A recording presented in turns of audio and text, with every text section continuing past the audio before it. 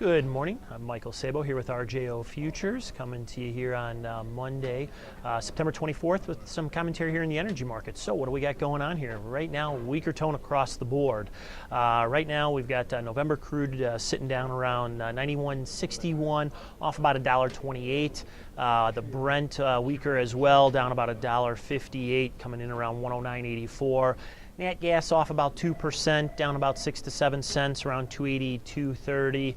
And taking a look at the RBOB, 292.36, that's off around 189. Heat also weaker, down 228 at around 309.79. So basically, what do we have going on here? Well, let's first start off here with a recap last week here real quick.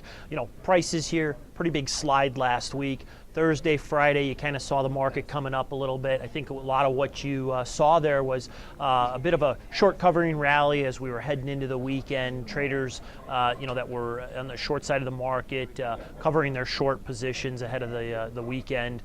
So seeing a little bit of a bounce up here. Right now, prices kind of moving on back down. We haven't quite hit that low that we saw last week, which was around 90.96. So far this morning, we've seen a low of around 91.25.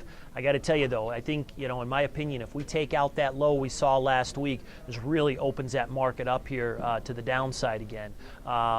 What's driving prices here? Well, you really got a risk-off type attitude day here. We did have some weaker economic data coming out of Germany.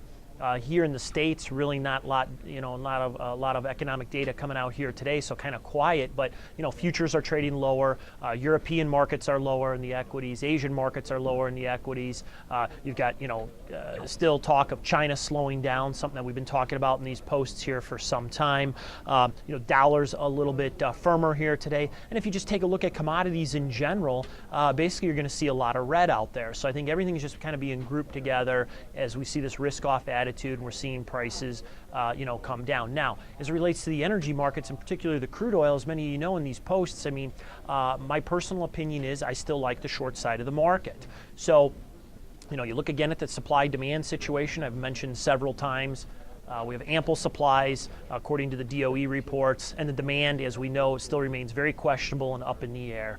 The initial QE3 euphoria, I think, has really been wearing off, as I was talking about last week, and I continue to believe that's the case. So, we'll watch crude prices here right now. We'll watch, I would eye those lows. The technicals on them here, we really come down out of the overbought area. So, it's kind of, I would say, in my opinion, more mid-range in there. But again, I think you got to watch that low we saw there last week. So give me a call. You want to talk about some ideas, some strategies, be more than happy to help you out. The number to the trade desk is posted there on the screen, or shoot me an email. I'll be more than happy to get into more detail. And of course, remember that futures trading does involve a substantial amount of risk. May not be suitable for all traders. Good luck and good trading.